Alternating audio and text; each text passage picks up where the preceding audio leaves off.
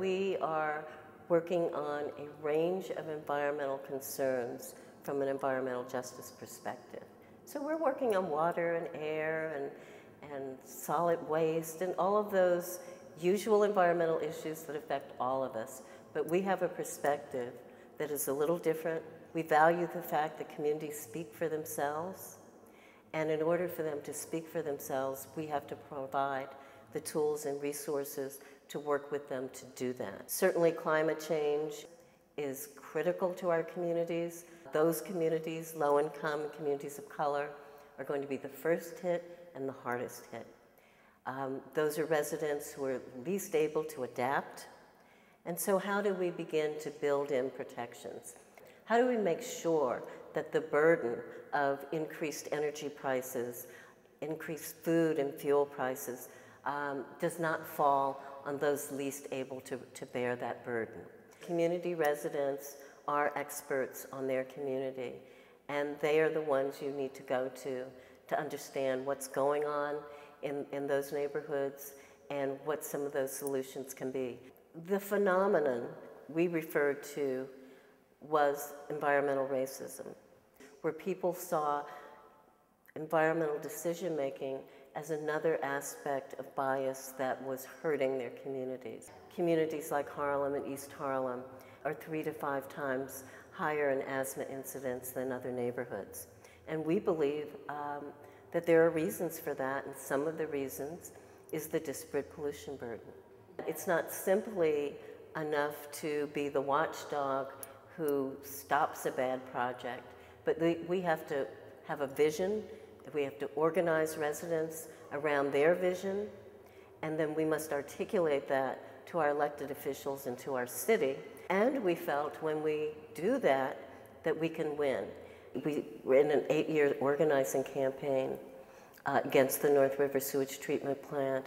We were able, through our lawsuit, to get the city and the state to commit to a 5-year agreement to fix the plant.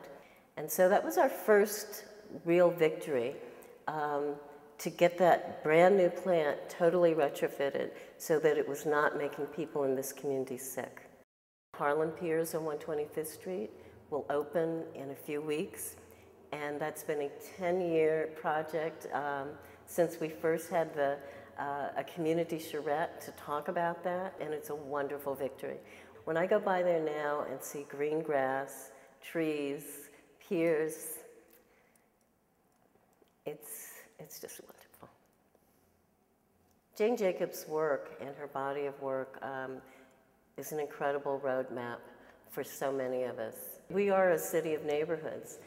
Each new culture comes in with different needs, desires, ways of living in the environment, and the idea that it's all right for a neighborhood to figure out how to adjust to that new culture and new vibrancy, and how we can embrace it and enhance neighborhood life is certainly a legacy that she has left for me. She really almost gave you permission to work at a neighborhood level and to show that that was valued. You can make absolutely a difference. I mean, one person can make a real difference. You just have to understand what your talents and skills are, identify the problem that or concern you have that you're committed to, and you can begin to make a difference on that.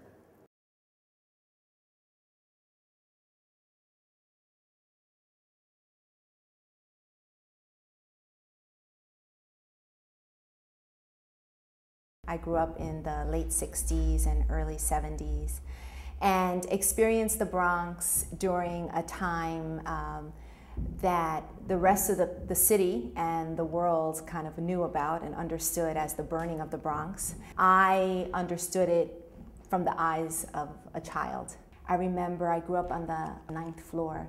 We woke up and basically spent the day to the sounds of fire engines and sirens. I remember that kind of acrid sort of taste of smoke in my throat, and in many ways lived a while where this place was not the place that I loved. This was the place that I feared.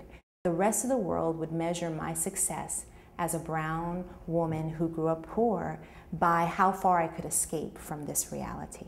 I took a long journey and a detour away from community. And I began to understand that for all of my individual success, my family wasn't any better for that. My community wasn't any better for that. And so for lots of reasons, I really felt the call to come back home.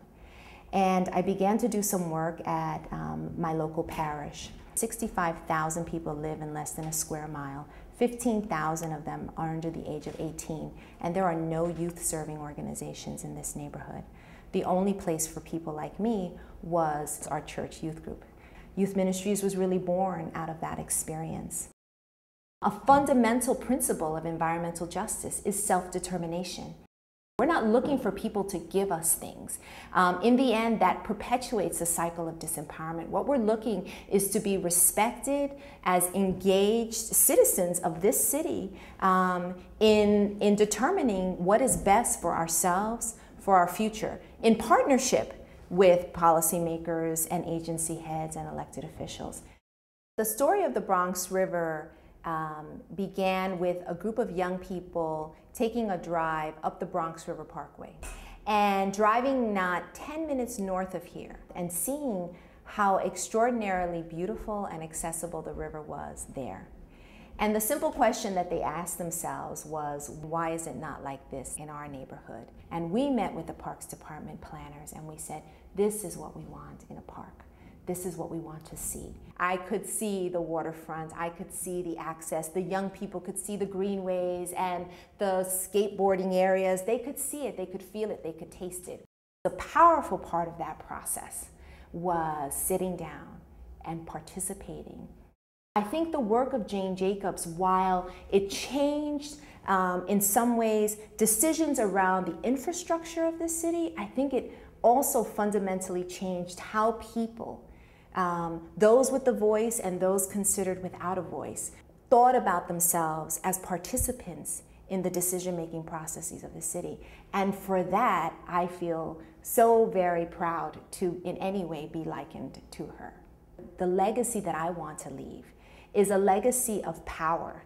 And that is, how do people who grew up like the little girl that I once was, believing that bad stuff just happens and that we have absolutely no say in it? How do we shift that to create a generation of young people and community residents, starting with my own children, that believe in their own power and believe that they have something to say, that they have an influence in their community, that they have an influence on public policy, and they have the right and the responsibility to determine the conditions of their own lives.